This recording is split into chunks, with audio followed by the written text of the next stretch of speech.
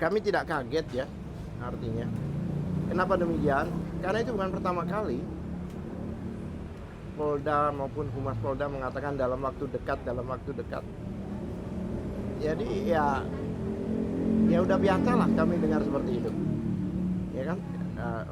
Itu official ya, secara resmi. Bahkan di circle-nya Jokowi ya, artinya pendukung-pendukung Jokowi juga mengatakan hal yang sama. Minggu depan, 2 hari lagi, itu sejak berapa bulan yang lalu gitu loh. Sejak berapa bulan yang lalu. Jadi ya biasa, buat kami biasa.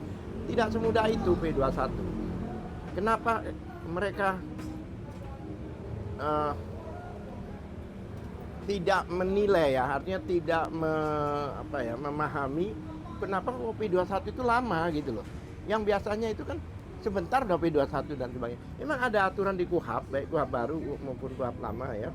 Memang ada pelimpahan. Pelimpahan itu 7 hari ke kejaksaan. Nah itu kalau menurut kejaksaan kurang lengkap, baik itu saksi maupun bukti, maka dikembalikan. Ya kan? Dan itu dikembalikan sudah berapa bulan yang lalu.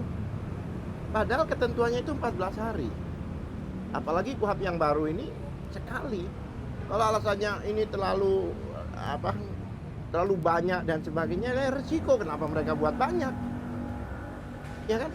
Kemarin saya pada dialog di interupsi di iNews kan katakan, wah ini suatu perkara yang gampang, yang sederhana. Saya bilang yang membuat rumit siapa? Mereka mengumpulkan 709 dokumen pembanding surat, hanya membuktikan 1 surat. Jadi yang membuat lama ini siapa? Bukan kami. Kami bahkan mempertanyakan ini statusnya gimana yang jelas. Tapi kami kan nggak diberi jawaban. Emangnya kalau P21 terus kami, oh kenapa P21? Kan nggak akan kita tanyakan. Selama ini kan kita malah tanya, kenapa sih kok lama? Kenapa sih kok?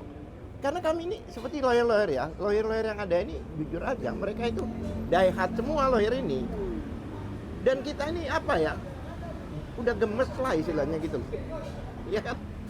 Karena kami penasaran. Oke, menarik. Dengan bukti-bukti yang masih disembunyikan, tidak disampaikan ke kita dan sebagainya. Ya. Jadi kalau dikatakan sebentar lagi, tidak lama lagi dan sebagainya, itu sudah terbiasa kami dengar.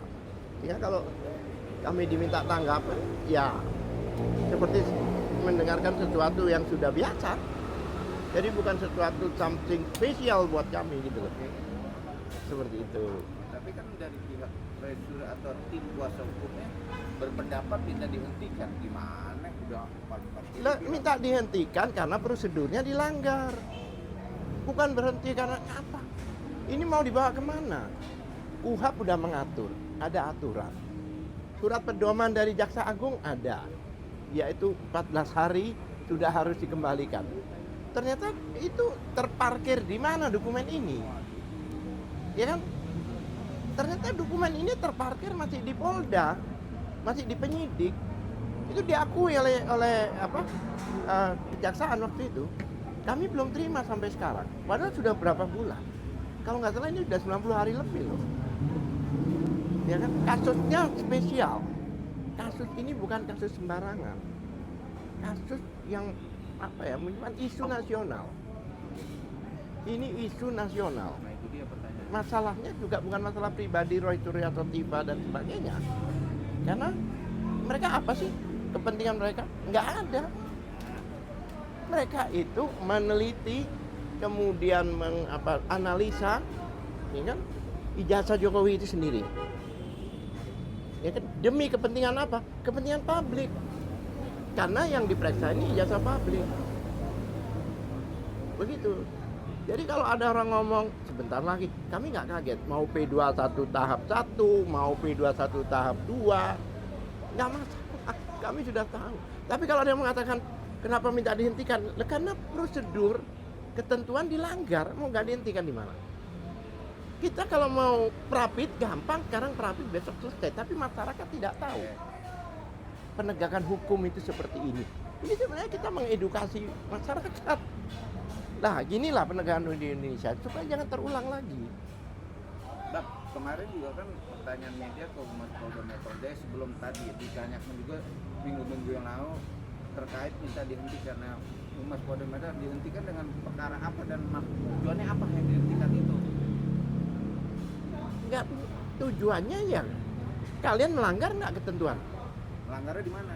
Lah itu tadi 14 hari harus dikembalikan, ternyata ini berbulan-bulan baru dikembalikan. Emang mau sampai kiamat atau apa? Kami kepingin cepat. Oke. Mana ada, kami tidak minta dihentikan dalam arti oh ini berhenti, kami tidak mau dihukum. Tidak, kami malah ingin due process of law ini dilaksanakan sesuai dengan ketentuan yang ada. Ini kan pelanggaran. Coba waktu di Mabes, masih sekarang ini masih gantung loh itu, ya kan, laporan di Mabes itu sampai sekarang masih belum ada jawaban dari Irwasum. Dan kemungkinan juga itu mungkin salah satu pertimbangan. Karena apa? Karena undang-undang PSK, jika ada pengaduan lebih dulu, maka tidak boleh dilaporin. Dan itu di sana itu kan on lagi. Tadinya kan dihentikan. Awalnya kan dihentikan dengan perkara, tapi karena kami protes, dihidupkan lagi. Seharusnya laporan Polda ini tidak ada. Sebelum yang kita lapor di mana itu, Mabes itu inkrah. Apa yang kita laporkan? Kami itu padahal nggak ngomong pasal loh, ya kan? Kepolisian sendiri yang ngomong pasal bahwa Jokowi tidak terbukti melanggar 263, 264, 266. Itu yang ngomong penyidik sendiri. Pemalsuan surat atau memalsukan surat dan sebagainya. Itu penyidik, bukan kami yang bicara. Tidak terbukti. Tapi kami protes. Protes apa? Karena pada waktu mereka memeriksa laboratorium tidak sesuai ketentuan juga. Kami tidak mau menegakkan hukum dengan melanggar hukum. Bang, abang kan tadi menyebut melanggar hukum atau melebihi hukum, tapi fakta yang abang tadi tekankan melebihi 14 hari dengan proses P21. Banyak berpendapat bang, ini kan tersangkanya tidak ditahan bang. Sekarang begini, ya memang tidak ditahan. Kalau ditahan lama bingung mereka. Karena ada ketentuan waktu bahwa pada batas tertentu harus dikeluarkan.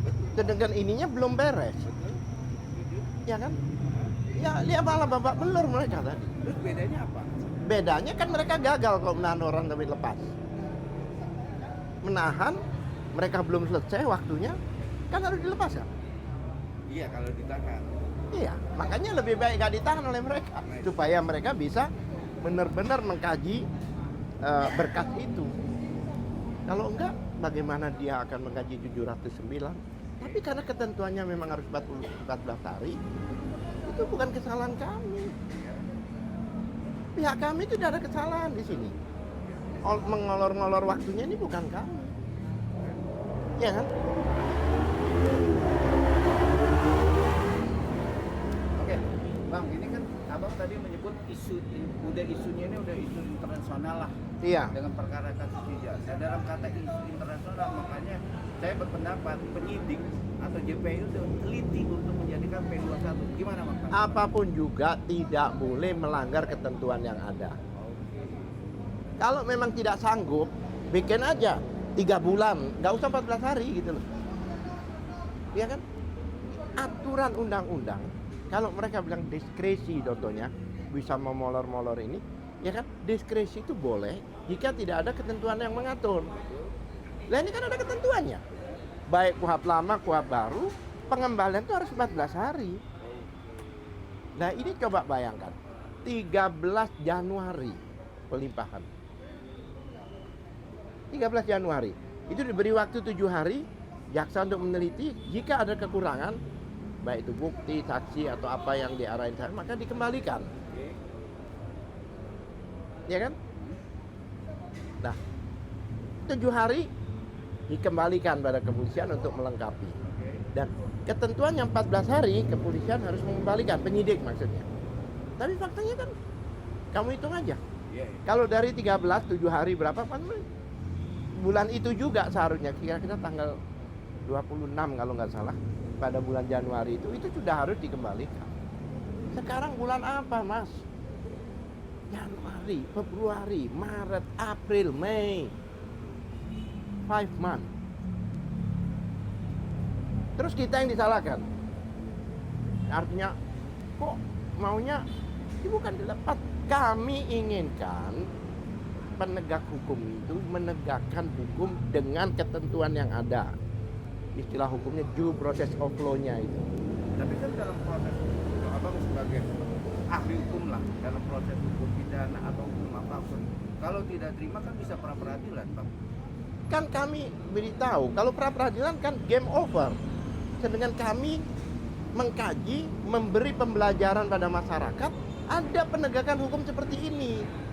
Kalau kita tidak sekarang ini tidak masalahkan, akan terjadi lagi.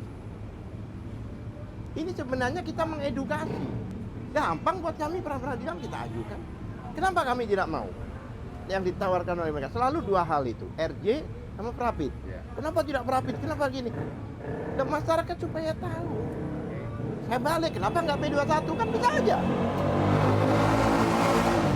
Kenapa ini masalah kita? Kok diributkan? Tidak ada. Kita bikin surat ke Irwasum contohnya. Itu karena Irwasum menjawab kita masih diproses di Wasidik. Kami tanya kembali. Masalah apa? Masalah penyelidikan. Kenapa ke Irwasum tidak Prapit? Penyelidikan itu tidak bisa di Prapit. Yang bisa di Prapit itu penyidikan. Jadi apa ya? Kami paham hukum. Kami ini juga penegak hukum. Penegak hukum, bukan kami ini merusak hukum. Kami ingin hukum ditegakkan dengan semestinya. Penegak hukum itu ada 3 kan? Ya kan? Ya kan? Petugas hukum atau penegak hukum. 1 polisi kan? 2 jaksa, bukan hakim ya. Kalau hakim itu apa istilahnya wasit. Yaitu advokat. Tahu bedanya? Jaksa dan kepolisian itu berpangkat. Kami advokat tidak. Tidak digaji. Tapi seandainya advokat itu berpangkat, banyak di antara kami ini bintang 3, Pak. Hah? Jadi jangan dianggap kita nggak paham hukum. Kami paham. Gitu loh. Oke, kata paham juga banyak kritikan. Ya itu 2 momen itu yang kata minta dihentikan secara logika karena sudah ada 2 barang bukti makanya jadikan tersangka. Nah itu gimana, Bang? Orang kalau namanya udah jadi tersangka itu pasti proses hukum di pengadilan sudah. Kalau tersangka itu banyak ya. Belum ada ketentuannya bahwa tersangka kalau nggak ditahan ya. Mau 2 tahun, 3 tahun tersangka nggak apa-apa. Belum masuk di dalam ketentuan. Tapi begitu telah pelimpahan ke kejaksaan, baru argonya jalan. Oh iya. Lah ini argonya jalan tapi sudah melebihi. Gimana lagi? Bahkan saya ingat apa itu? Humas Polda pernah mengatakan kita doakan untuk P21. Lah kok doakan gimana sih? Masa kepolisian mendoakan untuk P21? Biar prosesnya lancar, Bang. Lah, Doa itu, Bang. Iya, kenapa harus pakai doa? Pakai prosedur dong. Itu tugasnya kok. Kecuali kiai yang nanganin. Bang, kita balik ke materi terkait tadi Humas sudah menyatakan P2 itu tahap 2 yang akan dipublish atau dirilis lah kasarnya atau asumsinya. Nah, Abang berpendapat gimana nih, Bang? Dan juga ada dugaan ada sprindik baru. Bisa dijelaskan, Pak? Oh, ini. Kalau menurut saya, penyidik ini galau. Kenapa saya katakan galau? Karena tanggal 30 Maret mereka mengeluarkan surat ini. Apa tuh bisa dijelaskan? Surat ini judulnya Pemberitahuan Perubahan Penerapan Pasal. Oke. Jadi bayangkan aja, perubahan penerapan pasal. Pasal yang sudah diterapkan hampir 1 tahun, tinggal berapa minggu kalau boleh, tiba-tiba dirubah. Lah terus proses selama ini pakai pasal apa? Mereka kalau ke BAP kan pasal ditulis duluan. Sudah setebal itu tiba-tiba ganti pasalnya. Ya kan? Proses pemerkosaan contohnya. Diproses, begitu sudah mau finish, tiba-tiba pencurian sepeda motor. Lah ini kan nggak masuk. Ini coba perubahan penerapan pasal. Awalnya dia bilang, apa sih? Kami nggak pernah tahu seperti ini. Ya kan? Bayangan kami waktu itu, itu oh ini dari KUHP yang baru, KUHP. Ternyata bukan. Nah, itu menarik. Sekarang Anda sudah dituduh dengan pasal tertentu. Kemudian mau selesai, mau finish. Contohnya orang lari maraton. Udah sampai mau finish, ditarik lagi kan garisnya. Ditarik mundur lagi, itu dibelokin. Padahal di ketentuannya nggak ada belokan. Oke. Ini kan aneh. Ya bolehlah kita ilustrasikan hal. Oh iya. Kemudian penerapan pasal. Jadi pasal yang kemarin ada itu contohnya pasal 27A. Ya kan? Itu sebenarnya lex specialis dari pasal 310. Dari 310. Kemudian pasal 28 ayat 2 itu nggak ada lagi. Dan ini berdampak loh. Kenapa berdampak?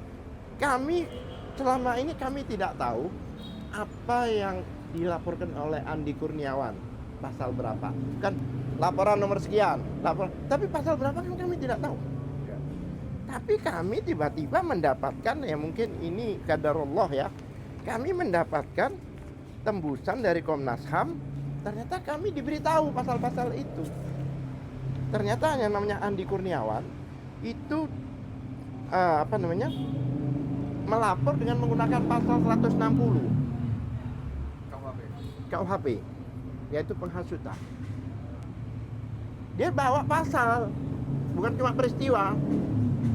Kemudian yang namanya Maret Samuel Sukan, Ya. itu juga 160 KUHP. Kemudian si Lex Sumanan 28 ayat 2.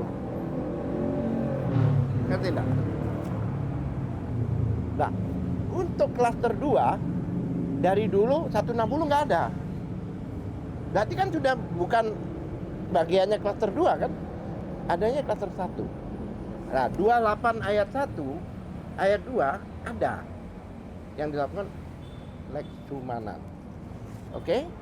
Tetapi dalam perubahan pasal ini 28 ayat 2 udah nggak ada lagi. Oke? 160 emang tidak dipakai.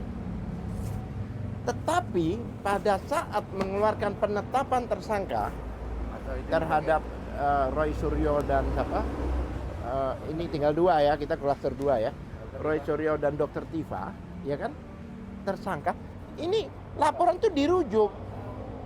Rujukan ini ada, laporannya Laksumanan ada, laporannya si Maret ada, laporannya di Andi Kurniawan ada, ada di sini. dirujuk sebagai tersangka. Penetapan yang awal ya. Iya, tetapi begitu perubahan pasal, ini nggak ada. Wow. Berarti kesimpulannya apa? Tidak terbukti.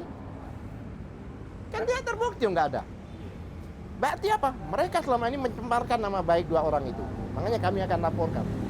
Tapi kalau secara hukum substansi logika hukum, bukan logika hukum itu bang, itu kalau ada pengembangan menemukan pasal-pasal yang bisa Pasalnya dirubah, Mas. beda. Ada orang memperkosa terus terakhir pada curi sepeda motor itu apa hubungan? Berarti pemerkosaannya tidak terbukti. Iya, Pak. Yang terbukti pencurian sepeda motor.